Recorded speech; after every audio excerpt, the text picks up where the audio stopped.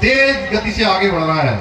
नई रेल लाइनें बिछ रही हैं, एक्सप्रेस वे बन रहे हैं, हाईवे बन रहे हैं, नए नए अस्पताल बन रहे हैं, विश्वविद्यालय बन रहे हैं, नए नए इंडस्ट्रियां लग रही हैं, उद्योग लग रहे हैं। हमारे नौजवानों को, हमारे युवाओं को, हमारे घर के बच्चों को, बिहार के लोगों को बिहार में काम मिलने का काम शुरू हुआ है। मोदी सरकार ने बिहार में किए गए काम महागठबंधन के सहयोग के द्वारा 50 वर्षों में जितने वर्षों तक इन्होंने राज किया है, अगर उसकी तुलना करेंगे तो मैं आपको बताना चाहता हूं, जितना काम मोदी सरकार के नेतृत्व में हुआ है, नीतीश बाबू के नेतृत्व में हुआ है, ये चौगुने से भी अधिक है। जितना इन्होंने 50 सालों में काम नहीं किया, उससे 4 गुना काम इस सरकार ने किया है, एनडीए गठबंधन की सरकार ने। आज बिहार में विकास के एक नई क्रांति का सूत्रपात हुआ है, जहां एक और सड़कों का विस्तार हुआ है, पुलों का निर्माण हुआ है। 4 लाख करोड़ रुपए से अधिक की परियोजनाओं पर, पुलों और सड़कों पर काम किया जा रहा है। वहीं रेलवे के क्षेत्र में 1 लाख करोड़ रुपए से भी अधिक की विकास परियोजनाओं पर कार्य हो रहा है। जबकि हवाई यात्रा के संबंध में, विमान के क्षेत्र में 2000 करोड़ रुपए से अधिक का निवेश हुआ है।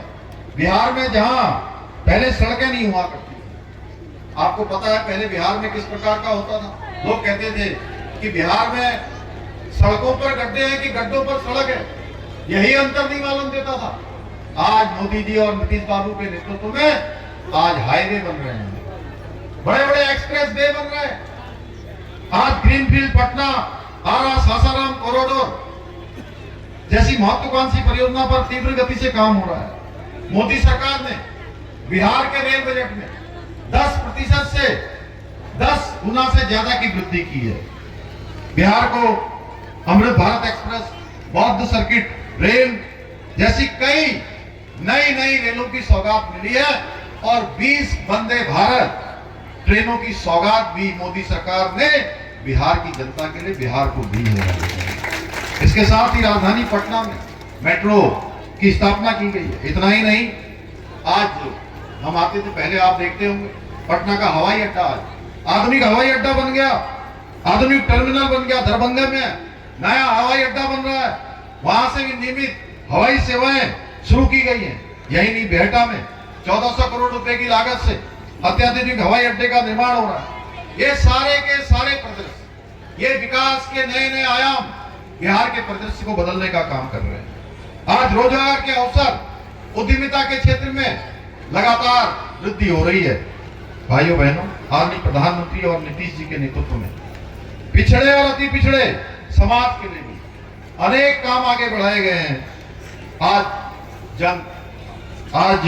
जनधन योजना, उज्ज्वला योजना, प्रधानमंत्री आवास योजना, आयुष्मान भारत योजना, मुफ्त राशन योजना जैसी अनेक योजनाओं के माध्यम से देश के हर गरीब को मदद पहुंचाने का काम हो रहा है, सहायता पहुंचाने का काम हो रहा है, हर माता बहन को आगे लाने का काम हो रहा है, युवा नौजवानों को रोजगार से जोड़ने का काम हो रहा है। आज जहां बिहार के 8.5 करोड़ से अधिक लोग मुफ्त राशन योजना का लाभ ले रहे हैं, 50 लाख से अधिक गरीब परिवारों को घर देने का काम भी किसी सरकार ने किया है तो मोदी सरकार ने किया है। आज डबल इंजन की सरकार द्वारा 1 करोड़ 21 लाख जीविका दीदियों के बैंक खातों में 10,000 रुपए की सहायता राशि सीधे सीधे ट्रांसफर की गई है।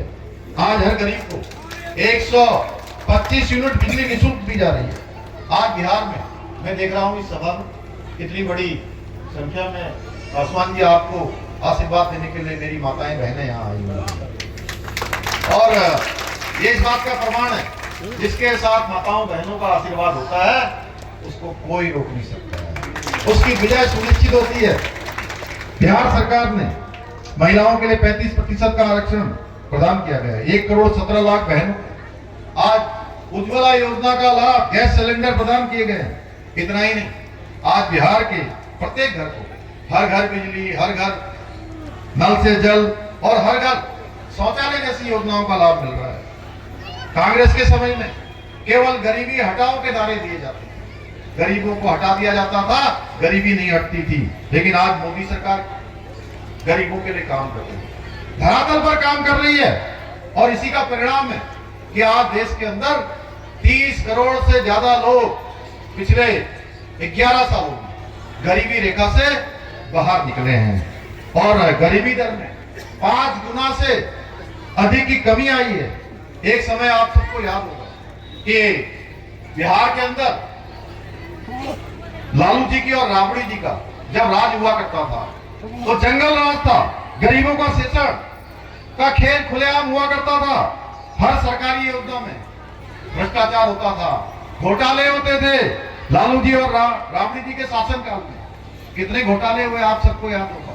चारा घोटाला, लैंडफॉल जॉब घोटाला, IRCTC घोटाला, बाढ़ राहत घोटाला, BSc भर्ती घोटाला, निर्यात घोटाला तथा आय से अधिक संपत्ति का घोटाला, यानी कि आय जितनी नहीं है उससे ज्यादा संपत्ति का घोटाला। कांग्रेस और आरजेडी आज दोनों का एक मिशन है कि घपले और घोटाले करके अपने परिवार की तिजोरियां भरना। उनको अपने बच्चों की चिंता करनी है, न कि बिहार के बच्चों की चिंता करनी है। बिहार के नौजवानों की उनको कोई चिंता नहीं, उनको चिंता है तो केवल अपने बच्चों की है, अपने परिवार की है। केंद्र में जब कांग्रेस की सरकार थी और उस समय लालू जी मंत्री थे, उस सरकार ने 12 लाख करोड़ रुपए से अधिक के घोटाले किए थे। बिहार और केंद्र में जिनका भ्रष्टाचार का रिकॉर्ड इतना लंबा हो, क्या साथियों, जिनका इतना लंबा भ्रष्टाचार का रिकॉर्ड हो, क्या वो महागठबंधन बिहार का विकास कर सकता है? मैं आपसे पूछना चाहता हूँ, अपनी माताओं बहनों से पूछना चाहता हूँ जिन्होंने इतने सारे घोटाले किए, एक लंबा इतिहास घोटालों का है, क्या वो गठबंधन यहाँ का विकास करेगा? हर सिद्धि विधानसभा का विकास करेगा गठबंधन का जीतकर, या बिहार का विकास करेगा? तो बताइए, आप ही बताइए, जोर से बताइए, विकास कर सकता है? तो जोर से आवाज आनी चाहिए आपकी, कर सकता है कि नहीं कर सकता है? आवाज वहां तक, पटना और दिल्ली तक जानी चाहिए। आदरणीय मोदी जी के नेतृत्व में, आदरणीय नीतीश जी के नेतृत्व में आज एनडीए की डबल इंजन सरकार ने बिहार में जंगल राज से मुक्ति कराई, परिवारवाद से परिवारवाद की राजनीति का अंत किया है। आज बिहार से नक्सलवाद जैसा, उसको नक्सलवाद से मुक्त कराने का काम किया है जो पहले की सरकारों में संभव नहीं था। लालू जी की आरजेडी के शासनकाल में बिहार की पहचान बन गई थी। हत्या होती थी, फिरौती होती थी, लूट होती थी, अपहरण होता था, नरसंहार रोज की बातें हुआ करती थी। इनके शासनकाल में माफिया राज में बिहार में उद्योगों को बढ़ाया और बिहार को पिछड़ा राज्य बना दिया। भाइयों, पिछड़ा राज्य बना दिया क्योंकि उद्योग वाले आते ही नहीं थे, क्योंकि उनकी गाड़ियां ही लूट ली जाती, तमाम प्रकार की गुंडागर्दी होती थी। लेकिन पिछले 11 सालों की मैं बात करूं तो 3 लाख करोड़ रुपए से अधिक इंडस्ट्रियल कॉरिडोर बनाए गए। आज बिहार की जीडीपी में उद्योगों का 33% से अधिक हिस्सा हो चुका है। भाइयों बहनों, आज आदरणीय मोदी जी के पूरे देश के अंदर सनातन का जय घोष गूंज रहा है, जय घोष गूंज रहा है। चाहे आज हम सबके आराध्य देव भगवान राम, जिनका हम हर क्षण और हर पल नाम लेते हैं, कोई परेशानी होती है तो हमारे मुंह से निकलता है राम, हे राम, जय राम। क्या निकलता है? जय राम, जय राम, श्री राम, जय जय राम। तो कोई परेशानी होती तो राम राम होता है, और मिलते हैं तो राम राम बोलते हैं। हर क्षण हर पल जिनका हम नाम लेते हैं, ऐसे भगवान राम का भव्य और दिव्य मंदिर बनाने का काम भी आदरणीय प्रधानमंत्री मोदी जी के नेतृत्व में अयोध्या में संपन्न हो गया। काशी में काशी विश्वनाथ कॉरिडोर बन गया, महाकाल उज्जैन में महाकाल लोक बन गया। और मैं जहां देवभूमि उत्तराखंड से आता हूं, देवभूमि उत्तराखंड में आप सब भी महादेव के भक्त हैं, आप सब भी बाबा के भक्त हैं। और आप में से बहुत सारे लोग, पूरे बिहार के लोग दर्शन करने के लिए बाबा केदार के दर्शन करने जाते हैं। केदारनाथ बाबा केदार का प्रांगण में 2013 में बहुत भीषण वहां आपदा आई। उस आपदा में पूरी तरह से तहस नहस हो चुका। उस स्थल को भी नवनिर्माण और पुनर्निर्माण का काम किसी ने किया है तो प्रधानमंत्री मोदी जी ने किया। बद्रीनाथ का मास्टर प्लान का निर्माण, आज हमारी जितनी धार्मिक धरोहरें हैं पूरे देश के अंदर उनको सजाने और संवारने का काम हो रहा है। कश्मीर में धारा 370 समाप्त करना हो, ट्रिपल तलाक जैसी कुप्रथा का अंत करना हो, नागरिक संशोधन कानून देश के अंदर लाना हो, वक्फ संशोधन कानून लाना, ऐसे ऐतिहासिक फैसले देश के अंदर, देश की आजादी के बाद पहली बार कोई ले रहा है तो हमारे प्रधानमंत्री भारत मां के लाल नरेंद्र मोदी जी के नेतृत्व में लिए जा रहे हैं। एक तरफ ऐसे ऐतिहासिक निर्णय लिए गए और ये सनातन विरोधी मानसिकता वाले, ये महागठबंधन गैंग अपनी तुष्टीकरण और वोट बैंक की राजनीति के चलते राष्ट्र हित में लिए गए ये सारे निर्णय, इन सारे निर्णयों का विरोध करते हैं, विरोध करने का काम कर रहे हैं। गप्पू भैया, अब आप कह रहे हैं गप्पू भैया गप्पू भैया तेजस्वी जी ये कह रहे हैं कि राज्य में अब वक्फ कानून लागू नहीं होने देंगे। अरे भाई, देश की संसद ने जिस कानून को पास कर दिया उसको आपके परिवार का हाईकमान रोक नहीं सकता, आपके परिवार का हाईकमान बदल नहीं सकता। भाइयों बहनों, आपका ये मुगल प्रेम है, आपकी तुष्टीकरण की राजनीति आपको कभी सत्ता में वापस नहीं ला सकती। ये मुगल प्रेम आपका कभी वापस सत्ता में आपको नहीं ला सकता। अब देश की जनता और बिहार की जनता जाग चुकी है। अब जनता जात पात, तुष्टीकरण, परिवारवाद की राजनीति नहीं बल्कि राष्ट्रवाद चाहती है, विकासवाद चाहती है और विकासवाद की राजनीति चाहती है, जिसको यहाँ डबल इंजन की सरकार आगे बढ़ाएगी। मोदी जी के नेतृत्व में, हमारे नीतीश बाबू के नेतृत्व में और इस क्षेत्र में हमारे पासवान जी के नेतृत्व में आगे बढ़ेगा। भाइयों बहनों, आज रक्षा के क्षेत्र में, आज मैं रक्षा के क्षेत्र की बात करूं, एक सैनिक का बेटा हूं। आज मुझे गर्व होता है कि हमारे प्रधानमंत्री जी के नेतृत्व में आज हमारा भारत रक्षा के क्षेत्र में भी आत्मनिर्भर हो रहा है। अभी अभी ऑपरेशन सिंदूर के माध्यम से भारत की शक्ति पूरे विश्व ने देखी। भारत के स्वदेशी निर्मित हथियारों ने किस प्रकार से पाकिस्तान को तबाही पर लाकर खड़ा कर दिया कि 4 दिनों के अंदर ही पाकिस्तान को घुटने पर मजबूर कर दिया और संधि की उनको मजबूर होकर भी मांगनी पड़ी। पहले का समय आप सबको याद होगा, एक समय था देश का कोई शहर आतंकवाद की घटना से बचा हुआ नहीं था। कोई बड़ी होली होती थी, दिवाली होती थी, दशहरा होता था तो हम लोग डरने लगते थे।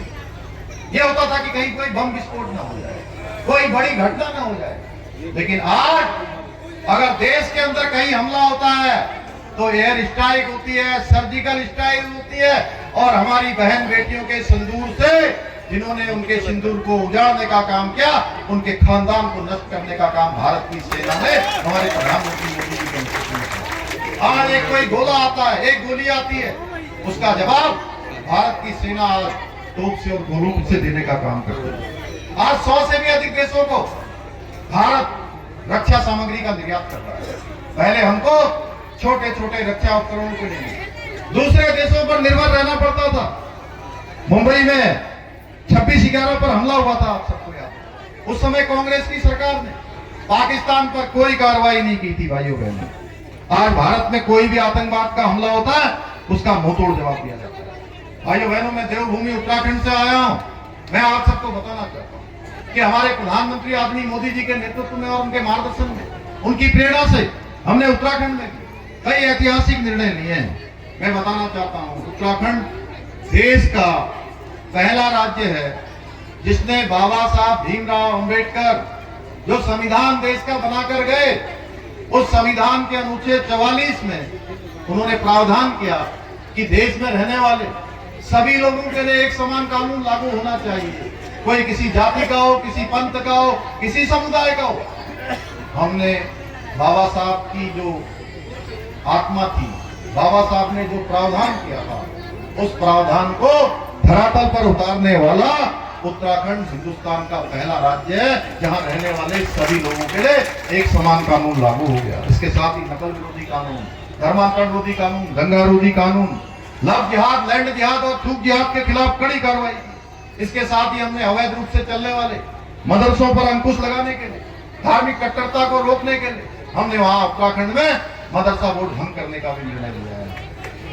और आने वाले समय में वही मदरसे उत्तराखंड में संचालित होंगे जो शिक्षा बोर्ड के द्वारा निर्धारित पाठ्यक्रम को पढ़ाएंगे। बिहार जीतने के बाद ये सब काम यहाँ होंगे। बिहार की सुरक्षा सुनिश्चित की जाएगी। एक और आज आपके सामने प्रधानमंत्री नरेंद्र मोदी जी हैं, उनके नेतृत्व में नीतीश कुमार जी की और प्रधानमंत्री मोदी जी की डबल इंजन की सरकार है, जो विकसित भारत, आत्मनिर्भर भारत, विकसित बिहार के लिए काम कर रहे हैं। वहीं दूसरी ओर राष्ट्रीय जनता दल है, कांग्रेस जैसी दलाल पार्टियां हैं जो तुष्टीकरण, भ्रष्टाचार और देश विरोधी एजेंडे पर काम कर रही हैं। एक और लालू और गांधी परिवार के भ्रष्टाचारियों और परिवारवाद की फौज है, वहीं दूसरी ओर मोदी जी और नीतीश जी के नेतृत्व में साफ नियत वाला विकासवादी चेहरा है। हर बहन के लिए काम करने वाला, हर माँ के लिए काम करने वाला, हर नौजवान, हर बुजुर्ग के लिए और पूरे बिहार के लिए समर्पित होकर काम करने वाला नरेंद्र मोदी जी के नेतृत्व में एनडीए का गठबंधन है। अब निर्णय आपको करना है, अब चाबी आपके हाथ में है।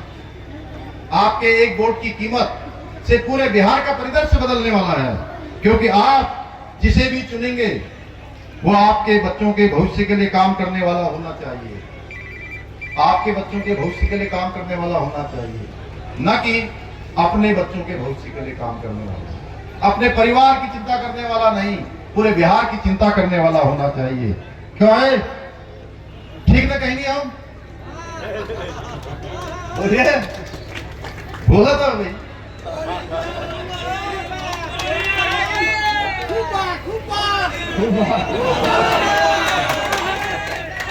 भाइयों बहनों, ये वही लोग हैं जिन्होंने बिहार को जंगल राज में तब्दील कर दिया था। लालू यादव जी और राबड़ी जी के शासनकाल में बिहार को विकास के लिए नहीं जाना जाता था, बिहार को जाना जाता था भ्रष्टाचार के लिए, अपराध के लिए और कुशासन के लिए जाना जाता था पूरे देश में। हर दूसरे शहर और गांव में, अभी माधी जी बोल रहे थे हमारे सुमन जी कि किस प्रकार से हत्याएं होती थी, किस प्रकार से माताओं बहनों की इज्जत के साथ खिलवाड़ किया जाता था। हर शहर में गुंडों और रंगदारों का राज हुआ करता था। पिछले 20 सालों में नीतीश जी के नेतृत्व में सरकार ने 2005 की तुलना में हत्याओं के मामलों में 20% की कमी आई है, डकैती और फिरौती में 80% की कमी आई है और 20 वर्षों में एक भी जघन्य नरसंहार नहीं हुआ है। जबकि लालू और राबड़ी जी के शासनकाल में सेनानी नरसंहार, लक्ष्मणपुर बाते नरसंहार, शंकर बिघार नरसंहार, बथाली टोला नरसंहार, मियापुर नरसंहार जैसी कई नृशंस और भयावह घटनाएं हुई थी, जिसने बिहार ही नहीं पूरे देश को दहला दिया था। क्या आप ऐसे महागठबंधन को अपना मत देकर क्या उसी जंगल राज को वापस लाना चाहते हैं? जोर से बोलिए, क्या लाना चाहते हैं? राहुल गांधी की कांग्रेस, लालू यादव जी, तेजस्वी यादव की राजद, मुकेश सहनी की वीआईपी, इनके साथ ही वामपंथी दलों का गठबंधन, इन सबका एक ही नारा है कि प्रधानमंत्री जी को रोको, नीतीश बाबू को रोको, इनका विकास का विरोध करो। लेकिन इनमें से किसी के भी पास कोई रोड मैप नहीं है। ये केवल कुर्सी चाहते हैं, ये केवल सत्ता चाहते हैं, लेकिन विकास की बहन बेटियों के लिए, विकास के नौजवानों के लिए, युवाओं के लिए, यहाँ के बुजुर्गों के लिए इनके पास कोई योजना नहीं है, कोई रोड मैप नहीं है। तेजस्वी जी केवल एक ट्वीट तक सीमित है, ट्विटर की राजनीति करते हैं और राहुल गांधी हर चुनाव में हारने के बाद विदेश चले जाते हैं। अब एक अंदर की बात आपको बताऊं, आपने देखा होगा राहुल गांधी यात्रा, गठबंधन तो बनाया है लेकिन ये चाहते नहीं है, जहां कांग्रेस के कैंडिडेट खड़े हैं वहां तेजस्वी नहीं चाहते कि कांग्रेस वाले जीते, जहां तेजस्वी के कैंडिडेट यानी राजद के जो कैंडिडेट खड़े हैं वो कांग्रेस वाले भी नहीं चाहते कि उनको जीते, क्योंकि एक दूसरे के वोट बैंक को कोई मजबूत नहीं करना चाहता। बाहर से ये दिखावा केवल कर रहे हैं, स्वार्थ का ये गठबंधन बनाया हुआ है। इससे साफ पता चलता है कि उन्हें बिहार में गांव किसानों और नौजवानों के संघर्ष से कितना उनका लगाव है, कितनी यहाँ की महिलाओं की चिंता है। आप लोग इनसे सावधान रहिए। मैं देवभूमि उत्तराखंड से यही कहने आया हूँ, ये महागठबंधन, ये महागठबंधन या इंडी गठबंधन, ये स्थिरता का नहीं स्वार्थ का गठबंधन है। भोले भाले लोगों को गुमराह करने का और आपस में लड़ाने का एक गठबंधन है। ये वही लोग हैं जो प्रभु श्री राम को भी काल्पनिक बताते थे, ये कहते थे श्री राम है ही नहीं।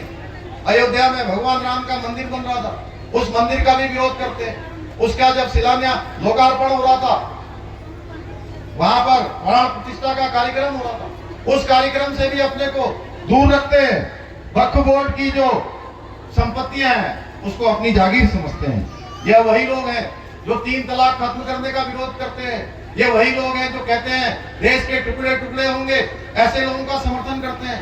कश्मीर से धारा 370 समाप्त करने का विरोध करते हैं। अब फैसला आपको करना है, आप किसके साथ हैं? आप राष्ट्र हित को सर्वोपरि मानने वाली भाजपा एनडीए के साथ हैं, खड़े होंगे, या घुसपैठियों का समर्थन करने वालों के साथ खड़े होंगे? आप समान नागरिक संहिता के साथ खड़े होंगे, या शरीयत का कानून कर लाकर महिलाओं के शोषण को खुली छूट देने वालों के साथ खड़े होंगे? भाइयों बहनों, इस भ्रष्टाचार और तुष्टीकरण के मिशन को रोकना है और आदरणीय मोदी जी और नीतीश जी के नेतृत्व में फिर से डबल इंजन की सरकार को पुनः मौका देकर विकसित भारत और आत्मनिर्भर बिहार बनाने में आप सबको योगदान देना है। मैं आप सभी से अपील करने के लिए आया हूं और मेरे मन में कोई संदेह नहीं है पासवान जी, ये जो माताएं बहनें बैठी है इतनी बड़ी संख्या में, ये सब आपको आशीर्वाद देने के लिए आई हैं और इतनी बरसात में भी आई है। और मैं देख रहा हूं कि यहाँ से लेकर हेलीपैड से लेकर जितनी दूर तक हम लोग आए हैं, तमाम संख्या में लोग आए हैं। मैं कहता हूं कि ये पूरी विधानसभा का प्रतिनिधित्व आज से शुरू हो गया।